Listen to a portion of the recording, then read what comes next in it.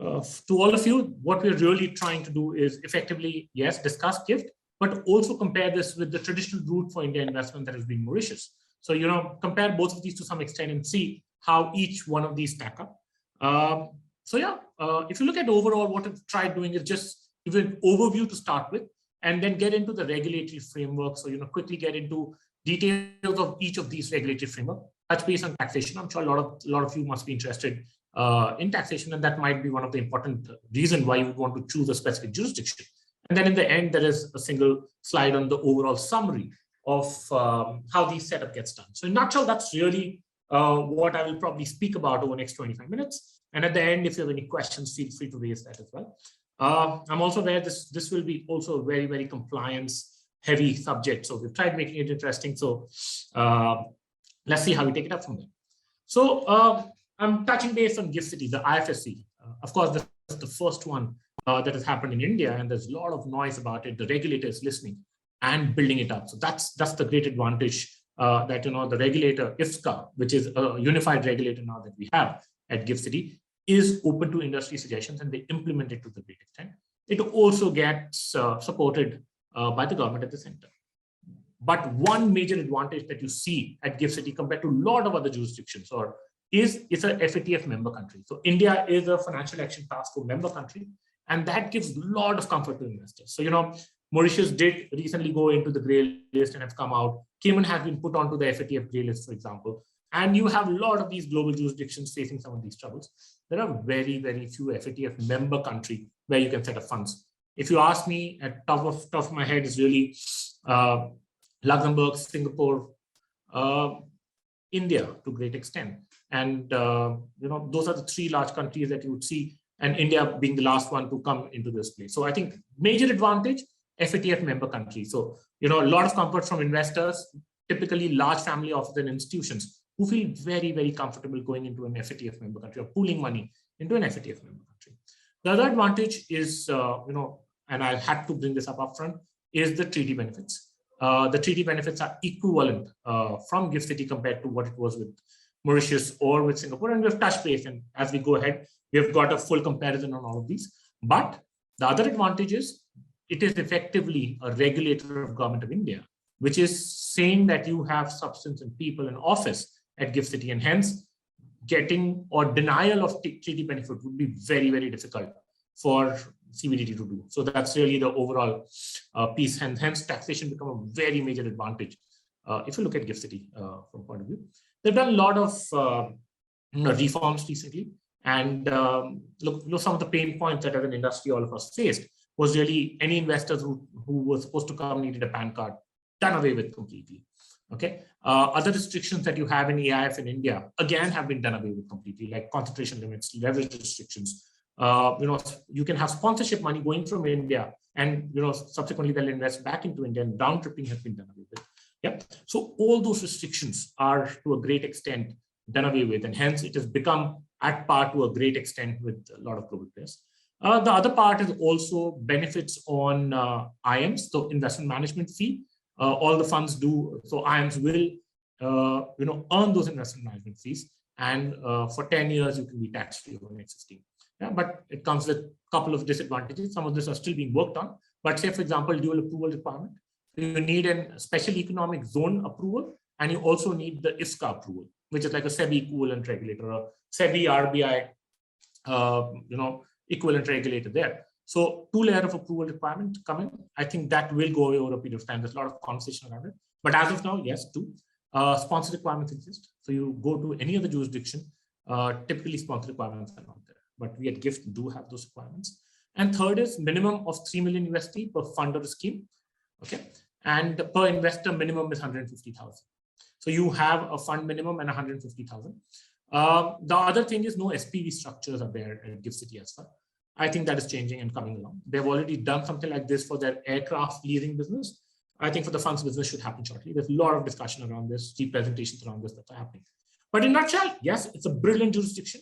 And as we go ahead, we'll touch base on more aspects of these. Let's look at Mauritius. Again, the good part, easier compliances. Substance requirement are essentially only for GAR. Otherwise, you can have the administrator office. If you're typically like a long only fund, You don't need to have office. You don't need to have employees. Typically, your administrator can assist you with all of these.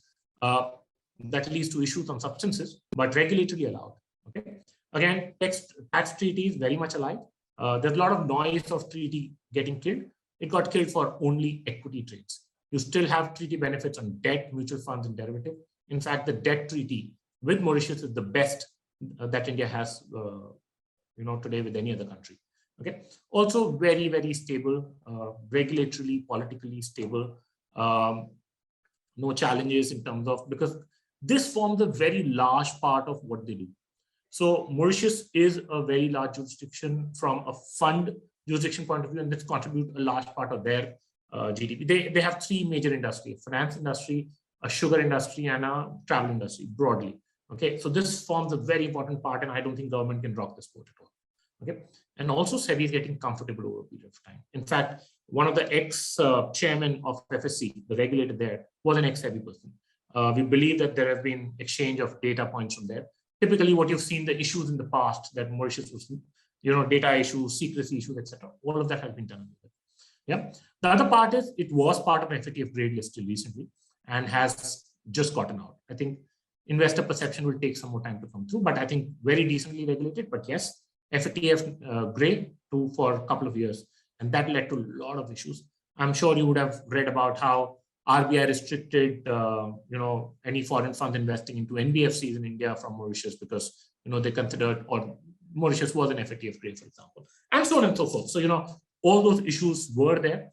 Thankfully, it's out, but, the perception is still not that great because it has been in FATF grade for a couple of years. It'll take a few more years, in my opinion. Okay. Also, the understanding locally of the Indian regulatory framework is not great. Okay.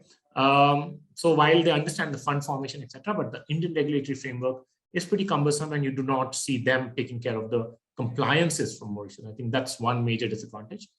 And third is, as all of us know, it takes time for Mauritians to work harder. The peak hour is effectively 4 o'clock to 4:30, so Mauritian time. So after that, you want to get some work done, it goes to the next day. So, so that's another challenge in terms of getting work done with it. A lot of these have been colonies of countries, and those cultures have come in. So very, very laid back. It's also a tourist jurisdiction. So, it's comparatively laid back compared to our country. So, that's one major disadvantage I see here. So yeah, moving on. Regulatory framework, I want to give you a flavor of the overall regulatory framework in Mauritius. Okay. You can have broadly three kind of structures. The most common of being companies. So you can set up companies as funds. We've not seen this in India, and this should come in GIFT City shortly as well. But as of now, not there. And in India also, typically, we don't set companies as fund. We typically look at trust structures to come in. But in Mauritius, this is, or typically globally in most jurisdictions, this is probably the most accepted vehicle to set up as funds. So you set up a company, the units of the fund are issued as redeemable preference shares per se. What you also have there is a regulation called PCC, the Protected Cell Company. Okay, what that brings on the table is effectively you can create bankruptcy remote structures. So within the same fund, you create separate schemes, if I may use that, and every scheme is bankruptcy remote from each other. Yeah, so that's a very, very good advantage of having structures like these. Okay, you can also create specific companies or SPVs for specific investments. This works very well for private equity funds, holding companies, etc., etc. Okay, you also have trust structures there. Trust structure stays, and not as popular as companies, but you can set up trust if you want to. You also have partnerships. LPGP vehicle typically. We've not seen too much carry vehicles being set up there because you still have some taxation applicability locally there, and hence the carry vehicles don't get set up there. You will typically get an LPGP if that comes across, but carry vehicle typically moves to other jurisdictions where there are no taxes at all.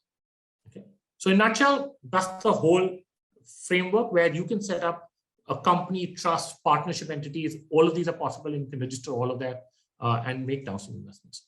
What you additionally need is an approval called CIS, Collective Investment Scheme. This is something similar in India as well. But yeah, but it's much broader in Mauritius. It is like a mutual fund approval, if I may say so, but not as difficult to get the way we get it in India. Okay, and effectively you can set all of these up. Additionally, what you also need is, besides this, you also need a license called GBL, which is called the Global Business License one. And effectively, it says that you're doing global business and not local business in Mauritius. And that gives you tax benefits. And you have TRC. TRC is like a PAN card, right? So you set this up and you can go ahead and set up an overall structure. A single administrator can help you do all of it, right? So this is something that works. It is running fine for good 30 odd years, really 25 odd years, okay? And it is a well-oiled machine, okay? So you can have all of this working. Has worked well across, not just in India, but they do a lot of investments. It is also a hub for African investments. So that's really the Mauritian structure view. Okay, so I'm just getting into the CISs, the kind of CISs you have in Mauritius, and probably what you will probably look at in most prominent ones being expert CIS, the first one. So I told you what you need is set up a company, then you need a CIS registration, which is like a mutual fund registration, if I may say so. Okay, and then there are subclasses within that or sub-registration within that. I'll not bore you with details of each one of these while I put a lot of these in. And I'm keeping the time constraints in mind, but broadly speaking, expert CIS is probably the most common one that everybody uses out of there. Okay, and what other ones you have is really retail. Retail is where you can raise money from individuals, any amounts. There's no restriction on amounts per se. Specialized and professionally are really for specific products. Specialized is really, commodities, real estate funds. That's all you can do. Now, subsequently from there, you want to do debt or equity, etc. You can't do it. Okay, and professional CIS typically not really used, but it's also for private placements where you don't market and so on and so forth. But yeah, expert CIS come with one major restriction, which is minimum $100,000. Like in Gift City, we have 150. In Mauritius, it's $100,000 minimum. Yeah, just to continue and again touch base on each one of these. Broadly speaking, there needs to be some disclosures. The manager in expert CIS, which is really there. Okay, need not be in Mauritius. You can have a global IAM, IAM based out of Singapore, Hong Kong, UK, anywhere else, acting as an IAM to these funds as well. So that's another major difference. So say, for example, a lot of fund managers who are sitting out of, say, Singapore might not want to set up an IAM locally and use the global IAM and become the manager of the CIS as well. All that is possible. Okay, that's also true for retail, okay, and professional CIS. Okay, it's for specialized CIS. There are a lot of conditions. I'm not going to touch base on all of these because it's part of the work. But simply speaking, I think expert CIS is the most common way. So when you see a CIS registered in Mauritius, most of them are referring to an expert CIS per se. Okay. So in a nutshell, in Mauritius, set up typically a company, register this as a CIS, and get an expert CIS license along with a TRC, which is like a PAN card equivalent. You're set to go ahead and invest. It typically still takes around 3 months timeline to set up the whole infrastructure end to end. I'm moving to the regulatory framework at GIFT. Okay, this is really where, again, broadly speaking, 3 categories of AIF. I'm saying most of you are very, very conversant with this because this is an Indian AIF regulations which have been taken to GIFT City, and changes have been made to it. Effectively, change has been made from the Indian regulatory framework to the GIFT City framework. Okay. Simply speaking, what you need is a sponsor. Okay, you need a manager as well. Sponsor. So there is a skin in the game that needs to come in. The skin for AI category 1 and 2 is 2.5% or 750,000. Okay, or for a category 3, it's really 5% or 150. So 1.5 million effectively. Okay. Now, just simply speaking, and to make it simpler, category 1 is like a venture capital fund. Category 2 is like a private equity or a debt fund that can come in Cat 2. Category 3 is a hedge. It's typically a hedge fund. You can have a long only, long short funds, typically listed markets. Okay, so in a nutshell, that's really the breakup of each one of these that has come through. Okay, so simply speaking, category 1, 2, 3, you can simply break it up like this, whether it's a venture capital, private equity or debt, or a hedge. Okay, hedge or long only, long short funds, all of them fall in category 3. Okay, unlike in India, there are some still tax concerns on category 3. I think a lot of this is sorted out of GIFT City, so you're broadly not too worried. Okay, I think PAN requirements have been done away with. We touch base on that. Leverage is not a restriction anymore. Concentration limits are not a restriction anymore, and it's not just for India investments. You can invest locally at IFSC. You can invest across the globe as well. So it is as good as any other global structure that you might have. Okay. So in a nutshell, that's the whole story. Again, I'm going to leave this behind, but in a nutshell, what I really tried explaining, that's what it is. The other thing is the minimum requirement is $150,000 per investor. That needs to be looked at. That's a little higher than what the global standards have been. Okay, but it's taken from India, effectively a crore getting converted to dollars. Okay, so that's really the story so far in terms of the regulatory framework. Let's look at some taxation, and this is more of comparison that we have here.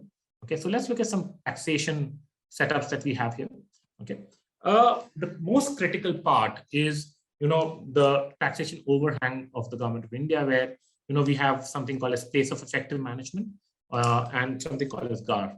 GAR is general anti-avoidance rule. Okay, now effectively what GAR says is the government of India, and it's a subject in itself, but I'm just highlighting keys to it, which says if you're coming from a given jurisdiction only for tax purposes, the government of India has ability to deny those benefits to you. Okay, now that is a major concern for a lot of these global investors coming from different jurisdictions, whether Mauritius or Singapore, that will the tax benefit be denied to them at a future date? Okay, now that's really the challenge. Okay, now hence I'm saying GIFT becomes very, very comfortable because there's an Indian regulator which is insisting on manpower, insisting on office, and after looking at all of that, those approvals are coming to you, and hence very difficult for another tax regulator to come at and say the other unit of government of India did not do it right. I'm still not putting it past that, but I'm just saying very, very comfortable on GAR and place of effective management. But Mauritius, a little shaky because you do have you need to have substance.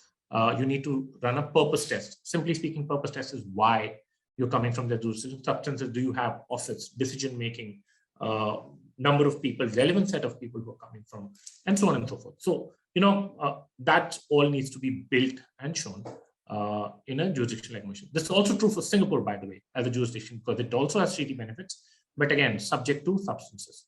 Okay. The other part is really MLI and BEPS. BEPS is base erosion and profit shifting. I'm not trying to complicate this. I'm just trying to highlight some of this. Simply speaking, it's a global treaty, which also says something similar. But Mauritius and GIFT both are exempt.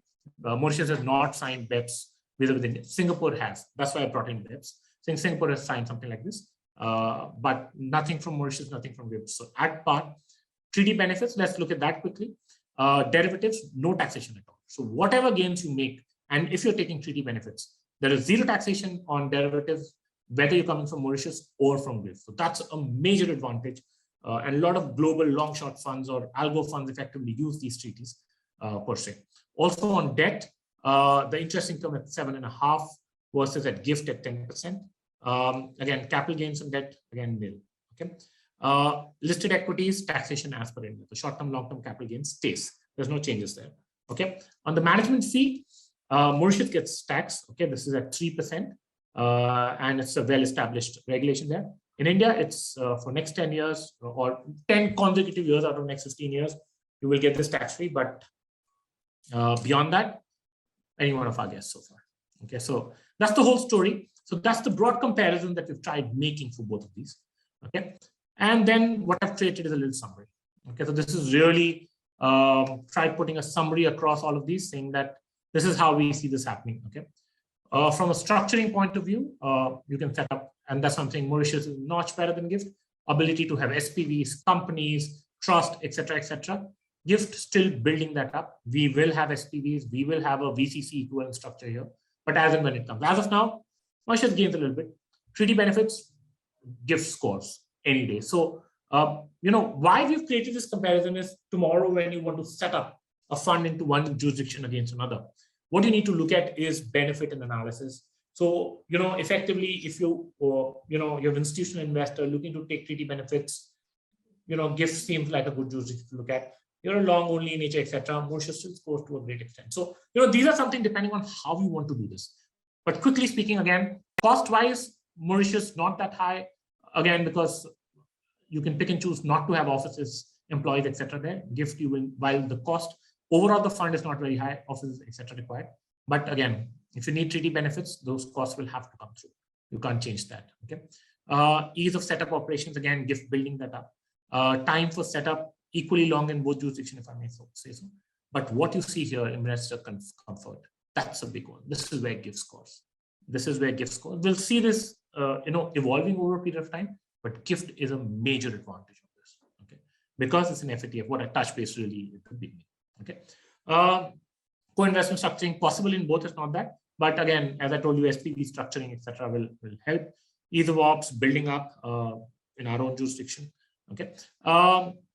We don't have a segregated IAM registration in GIFT. You have an IA registration. IAM is part of now. When you regulate your fund in multiple jurisdictions, let me give you an example, and I'll suppose you want to regulate your fund out of say Singapore for fundraising, not for anything else. So you need to regulate the fund in different jurisdictions. Singapore also asks for a registration certificate for the IAM, and an AIF in GIFT City might have trouble providing that. So those are some of the challenges that needs to be worked towards. And that is really an issue that we probably need to address. We have raised this again with GIFT jurisdiction, and I'm sure there are regulatory framework coming around this as well. Okay, concentration risk, investment diversification norms, all good. Leverage restrictions done away with broadly, at par with Mauritius and GIFT. Ability to register across the globe absolutely works. I'm just quoting the Global Financial Center Index ranking. Mauritius is 73, GIFT at 76. But my sense is this will change. GIFT will grow to a great extent as we reform our regulatory framework. And it's happening as we speak. Yeah. So in a nutshell, that's the whole thing, and that's why we say it. GIFT wrap it, because we are just wrapping up the presentation. But that's the last part of it. Just few fun facts. I thought this is my last slide. Wanted to leave this behind you. Okay.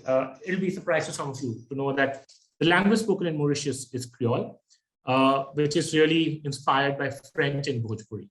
It's probably the only place where you see Bhojpuri and French being combined together to create a language called Creole. GIFT still doesn't have any alcohol. I think that's a major concern to some extent, but we believe that 2 licenses have just been given to a couple of 5-star hotels. Why Mauritius is so important to us is really, you might want to check out this small island called Agalega. This is part of Mauritius, and there's definitely a military base there. The government of India denies it, government of Mauritius denies it, but there are a lot of global media houses which have made videos of this, which track this well. There's definitely something there. You might want to check that out, and hence we have a great relationship with that country. There are a lot of Indians who are there, and that continues to be. The other part is also Mauritius has become the richest nation in Africa. The per capita income is USD 30,000. For our country, it's close to 2,000, including Gujarat, but we still give a lot of aids to Mauritius. So, that's one fun fact. The last part is, of course, Gujarat being one of the prosperous states, we still are at the national average of $2,000, but we definitely work hard. So I think I will leave it at that, saying that, these are just fun facts, but to end the compliance heavy presentation with some of this. And of course, the picture that you see, this is really the Mauritian pic. So if you ever want to set up something, this is an added advantage that you get when you move on there. So yeah, in a nutshell, that's what it is. That's all the time I have as well. So thank you all of you for this presentation. And if you have any questions, please do raise. We'll try and answer as many as we can in the available time. But thank you so much, and take care. So Dave, we have around 10 questions for you, but unfortunately, already, and our audience, of course, there's an ask a question button on the screen, but our only issue is we've already got into the next session, and from here on, all our sessions are those mini master classes of 15 odd minutes. What I do is, I can maybe read out a few questions to you quickly. I will be happy to send you these later. So what you can do is, just share it with us with details, and we will respond to each of these questions accordingly. I understand you have a list of other. So we can probably just take 1 or 2 if you want, or otherwise just mail it across to us and take it. We'll answer those from our side. Let's do that, because the topic you've spoken on is very, very important and of a lot of interest for a lot of people. See if you can give quick, crisp answers, and we'll try to move on. Sure. Anil, I believe you're already here, so just hang on for another couple of minutes. We'll get started with your question soon. Hey, no problem at all. Please carry on. Yeah, Dave, question for you first was whether conditions related to minimum. What are the conditions related to minimum fund size, minimum commitment size, sponsor commitment, etc., has been prescribed for GIFT AIFs?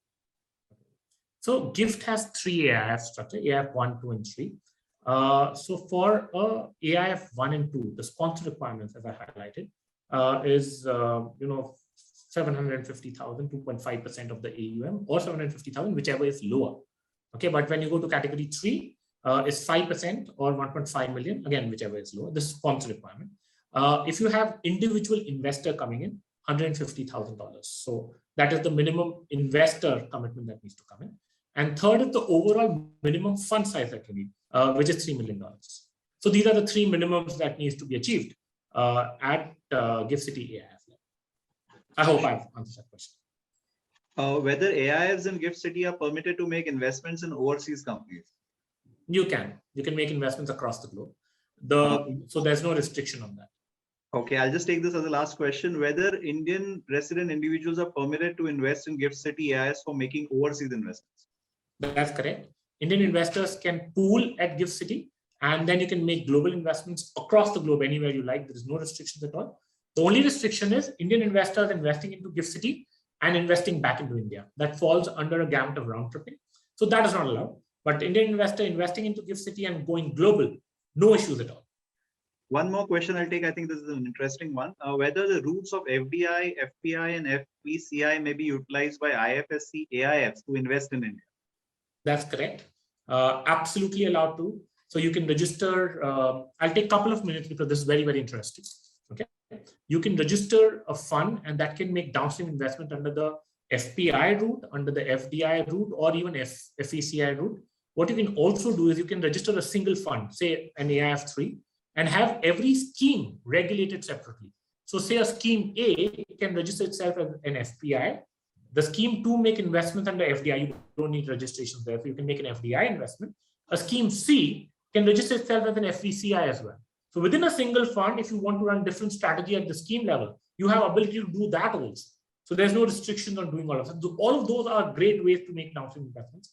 And you can, within a same fund, create separate schemes, and you can run different strategies under the same fund itself also. Different fund, of course, is possible. Okay, but I was just wanted to highlight that this is a major advantage that you can come up with, where under the single fund, you can run all your strategies if you have separate set of strategies as well, at the scheme level though, not at the overall fund level. And all of these apply to GIFT City. So whether FPI, FDI, FCCI, you can do all of it. There's no restrictions.